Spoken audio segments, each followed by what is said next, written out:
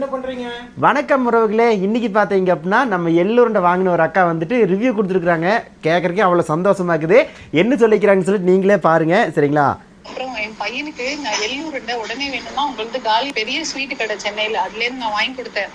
அம்மா, எள்ளுருண்டை வந்து நம்ம விவசாய உலகத்துல வாங்குற மாதிரி நல்லா டேஸ்டா இல்லம்மா இவங்க வாங்குறது, அதனால அங்கேயே எனக்கு வேணும்னு சொல்லிட்டான். ஸோ நான் ரெகுலரா உங்கள்கிட்ட வாங்கிக்கிறேன் தம்பி, நல்லா பண்ணியிருக்கீங்க.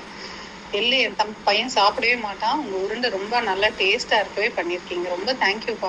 இப்படி தான் பார்த்தீங்க அப்படின்னா அக்கா வந்துட்டு ரிவ்யூ கொடுத்துருக்குறாங்க. ரொம்ப சந்தோஷமாக இருக்குதுங்க.